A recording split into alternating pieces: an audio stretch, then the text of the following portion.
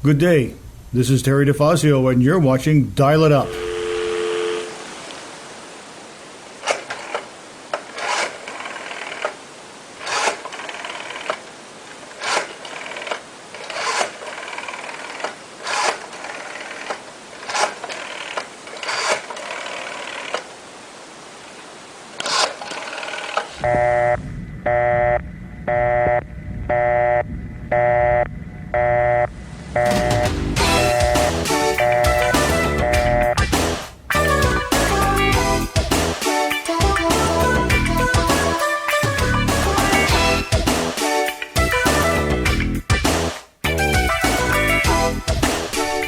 It's been a very long time since I've done this show, but I have a very special guest on today, and I'd like everyone to welcome Miss Vicki Strong, representative from, is it Orleans, Caledonia? Yes, that's right, Terry. Okay. I'm glad to have you on because this is a very important time for all of us. But now, how long have you been a legislator?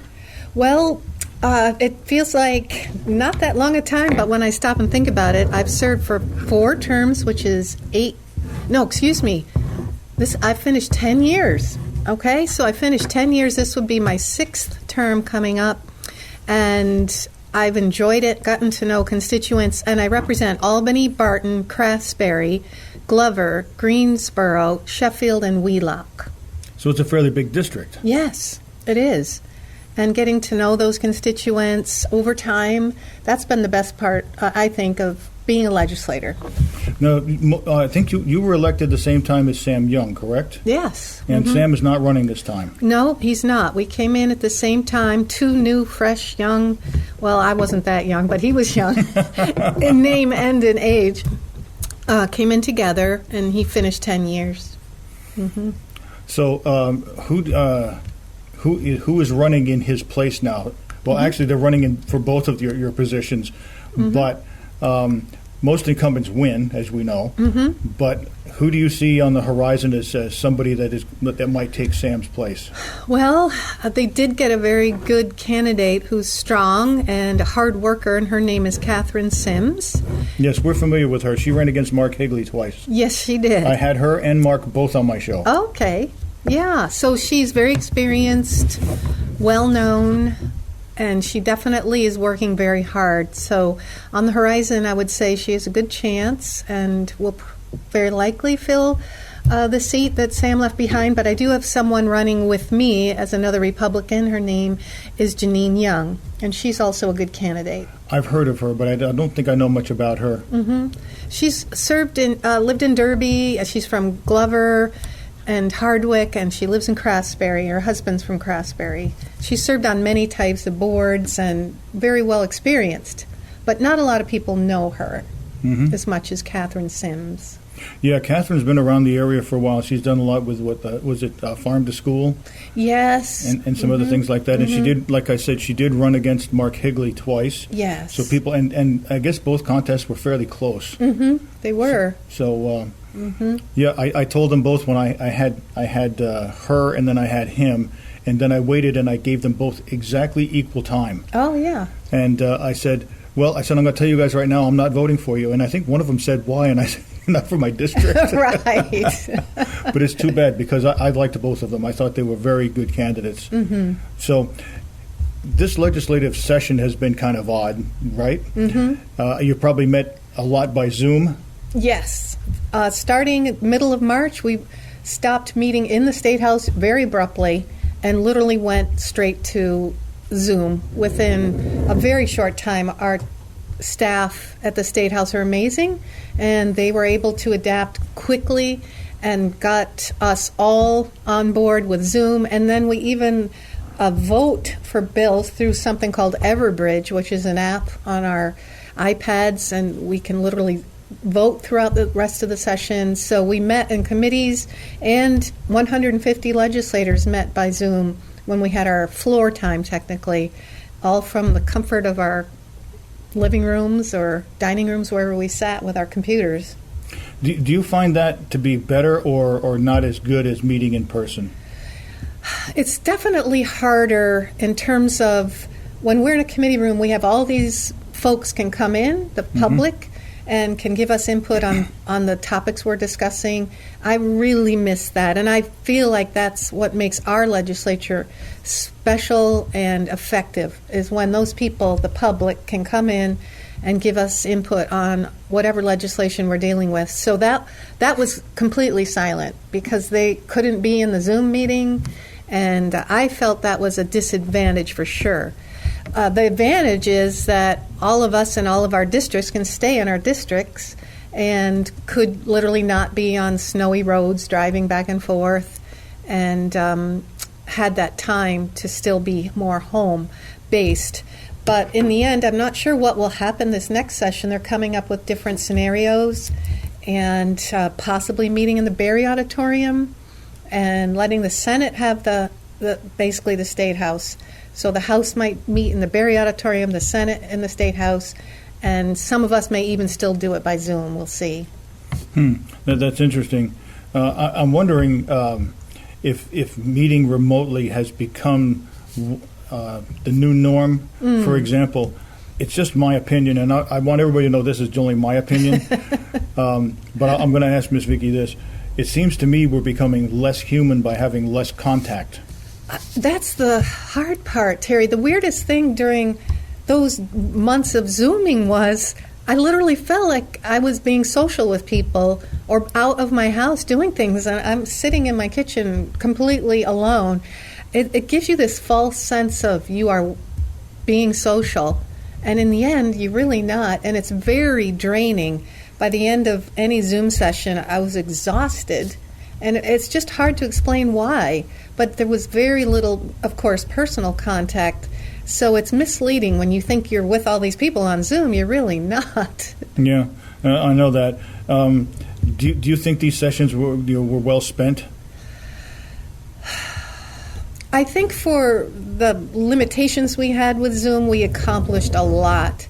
And the committees did work very hard to get done what we needed to do. The Speaker of the House promised that we wouldn't be doing controversial bills, because another issue with Zoom is with 150 people on it, you really can't debate like you would in the State House to stand up and freely give your opinions or your questions. I agree. And so many times I had questions and many times I wanted to make comments, but because of Zoom, I just didn't have that freedom to feel like I could do that as much. So that was a limitation there. But we did work hard. We did get done a lot of work. But the controversial things we kept to the back burner.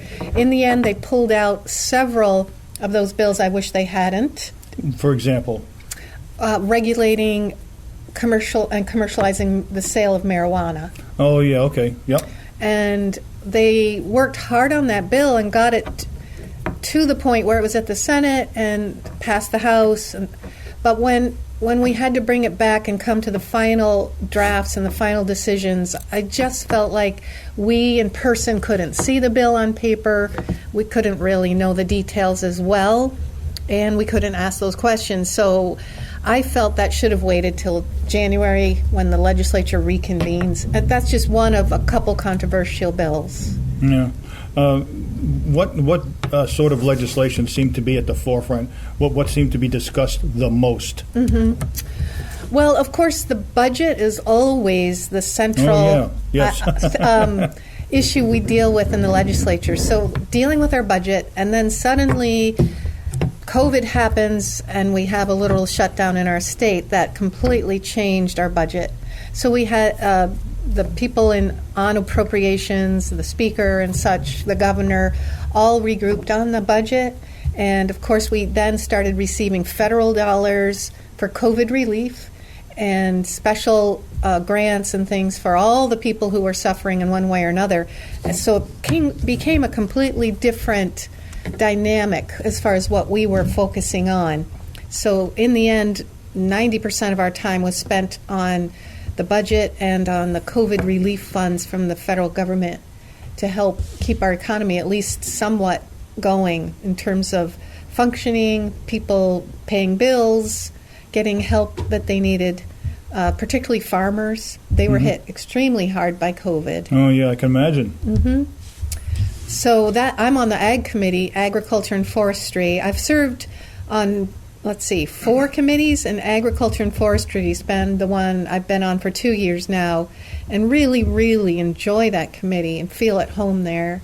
So we've really focused on my committee on the plight of farmers and loggers as well. We're Agriculture and Forestry. Mm-hmm. Yeah, that I'm not sure, but it seems to almost be the people who do our farming seem to be sort of lost in the shuffle at times. Yes. And some people would say outright targeted for legislation and regulation that's crippling. I'm not sure it's totally intentional that way, but I think a lot of environmentalism has come into the farming world in terms of the amount of things they need to do for water quality has been at times very oppressive to them and sometimes crippling to the point where they can't afford to farm anymore. Yeah, I know that there are certain farming techniques that have been called into question, but I think, it's just my opinion, maybe you feel the same way. Do you think more should be done for organic farmers? Interestingly, when we were doing COVID relief, we had the organic farmers testifying, and that they are also suffering, even though whatever it is, either organic dairy or organic vegetables or other forms of farming, there's quite a lot now. They all also mentioned that they've all been suffering because of COVID relief, are needing COVID relief. So many farmers, whether they're organic or not, had a lot of problems, whether farmers markets were completely closed or their milk, they were dumping it because schools had closed and restaurants, as they give a lot of milk to sell a lot of milk for those kinds of things. So the milk production and distribution suddenly came almost to a halt in a lot of ways, but slowly has recovered. What legislation did you support this time around, and which didn't you support? Okay, thank you. That's a great question.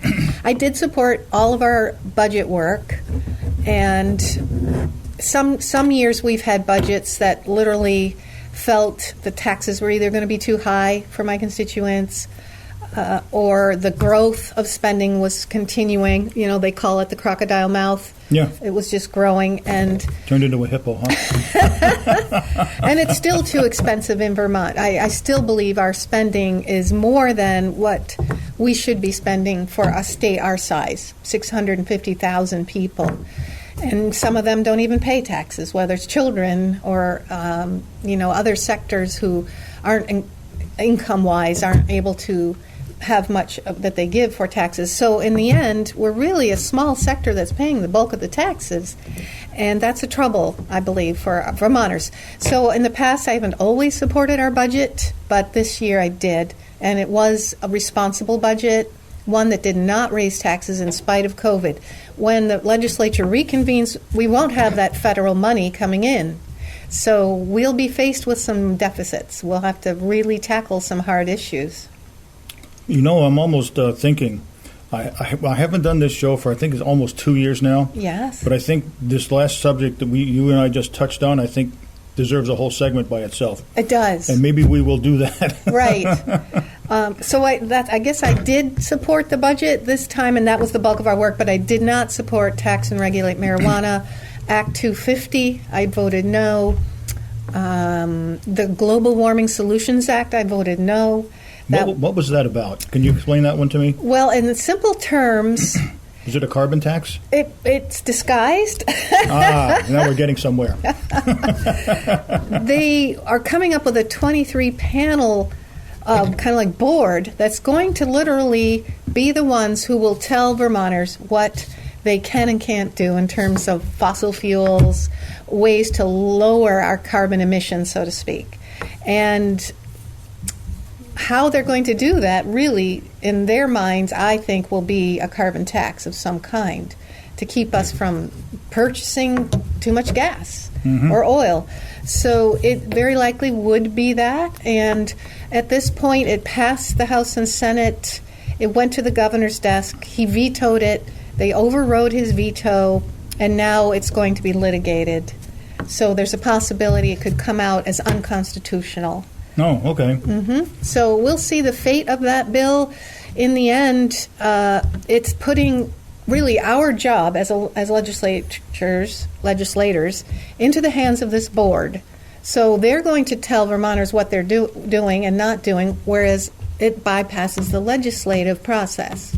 So that's where it comes into being unconstitutional. Yeah, I can fully see that because I see other things. I'm going to be asking you about a few other things that are might be considered unconstitutional. But in your opinion, what important issues didn't come up this time that you felt should have come up? Well, with COVID issues, it really exposed our weaknesses as a state. And one is our funding formula for education. And the 10 years I've been there, we have never addressed in a really positive, changing way the way we pay for education and the fact that we continue to raise taxes to support it when we have lower classroom attendance. So in the end, we keep pouring money into our educational system. And then COVID happens and we suddenly are having children out of school and learning remotely. Broadband was an issue. So I think we're going to move forward. My hope is, my goal and my vision is we move forward in a way that makes education spending in sync with the needs of our communities and the needs of students, but not just having this big, large budget when our classrooms are literally shrinking or when we have more children learning virtually. We're so flexible and versatile as a state. We can be innovative. So we need to do that, and so far we're not. You know, I fully agree, which actually leads me to a question I was going to ask later. But since you touched upon this, what is Vermont doing to make broadband accessible to everybody? Because as of right now that I know of, you've only got DSL, and you've got cable, and you've also got satellite. And what are we doing as a state to try to make sure that everybody can get hooked up to broadband? Because dial-up, dial-up is kind of like a dinosaur. It is, for sure. Well, there is the issue of the last few miles, getting that wire strung. And the problem has been that it's just outrageously expensive. So are we going to burden taxpayers and just say, okay, we're getting things done, it's going to take $50 million more, and here's the taxes to do it? So are we going to go that route? That's the question. The legislature did give some COVID relief money toward extending broadband. We also, in the short run, have given out more hotspots to communities so that children can go to a hotspot, access internet through different locations throughout their towns, and that's been a help. But in the end, I fear we're going to spend all these millions of dollars, get the broadband access through cable, and then technology is going to change, and we're going to suddenly be able to access internet from a satellite or whatever it'll be. And I think technology is progressing so rapidly. We need to do this in a very intelligent, informed way to move forward. Oh, I agree with you. And I've had DSL since Verizon was here because I was lucky enough to be close to a hub. And my son-in-law worked for Verizon. That's nice. He said, oh, you're right near a hub. I can get you on. I think I was one of the first 200 people. Okay. We were always getting advertisements from Comcast and from various other people saying, buy broadband, and they weren't offering it because it wasn't in our area. So when Verizon came in, I jumped at it. So I did speak to our tech people here, and I said, if I got tired of DSL because it isn't as fast as cable, but I don't want cable, I said, how good is satellite?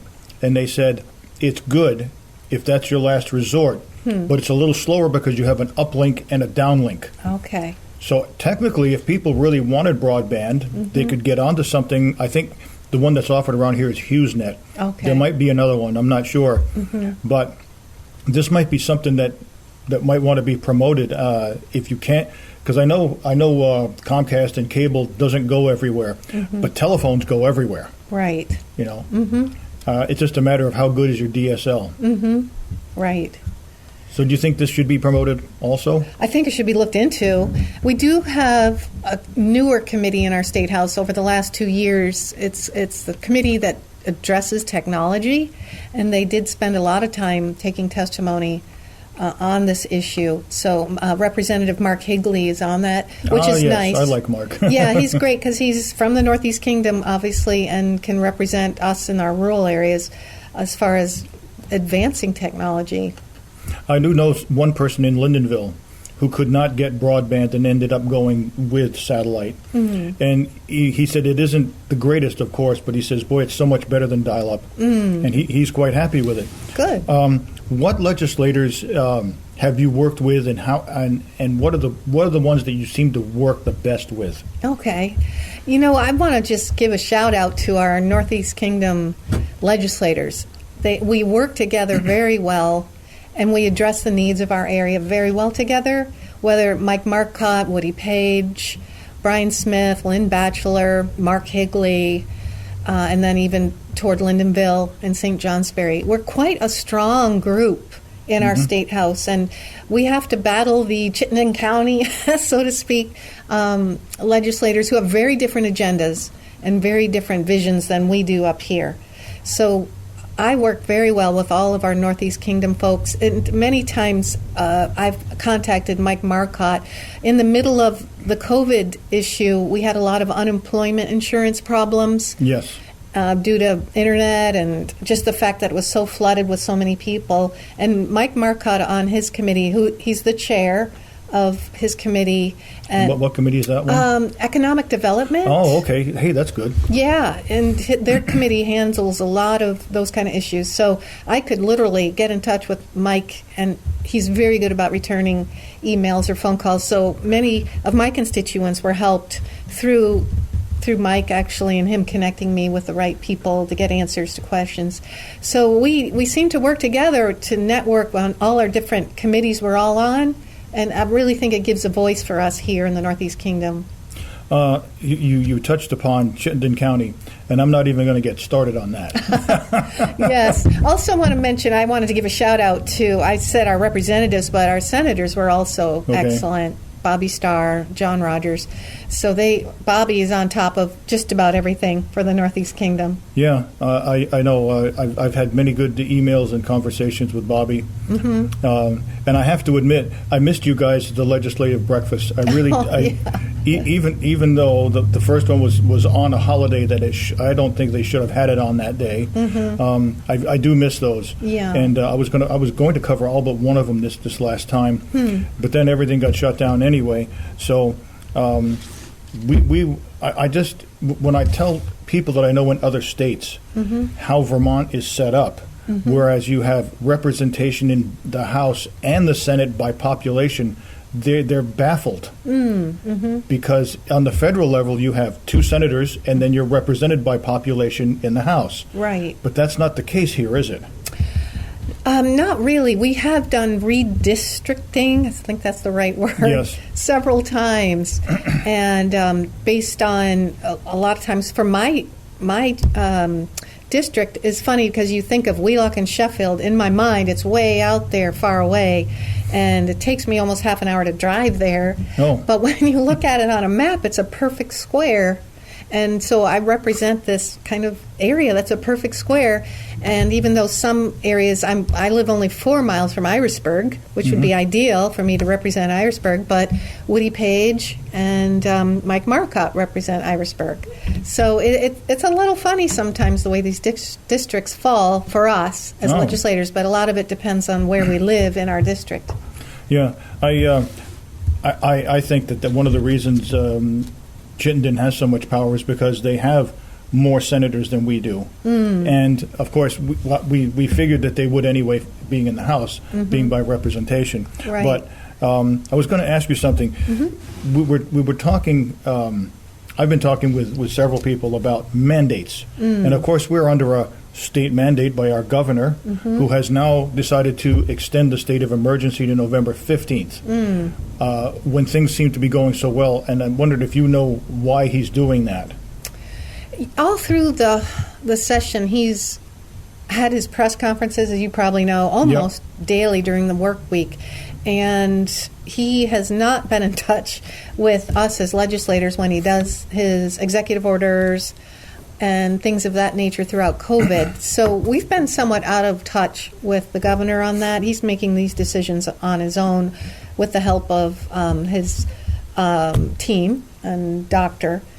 Levin, is that his name? Levine or Levin, Levine. yeah, something like that. Yes, thank you.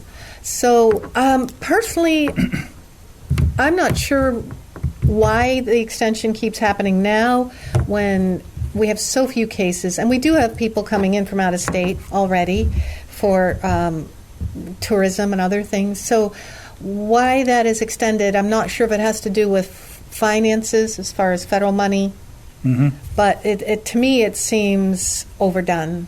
Yeah. Well, I'm not going to editorialize, but I'm not going to disagree with you. Speaking of mandates, the other thing that's been bantered around, and I see it on Facebook a lot, is mandated vaccines. When they get this COVID-19 vaccine, rumor has it that he's going to mandate everybody get it. Now, I'm wondering if he can actually do that or not. Can they force you to take a vaccine you don't want? Personally, I think that's unconstitutional. Me too. But a vaccine is inside your body. Yes. That is crossing a line of the sacredness of our human body. And for many reasons, there are people who either don't want to take a vaccine or can't because of health problems. Yeah. And so if you start mandating that, you're going to start pitching one person against another and causing people who can't get a vaccine to be ostracized. Yeah. And even at times eliminated from certain situations. So I am firmly against forced vaccination. Yeah, to me, I agree because when it comes to regular flu vaccines, I get one, but that's my choice. And if I decide I don't want to get one, no one should be holding a gun to my head and saying, if you don't get this vaccine, you're going to lose your driver's license, or you're going to lose this, or you're going to lose that.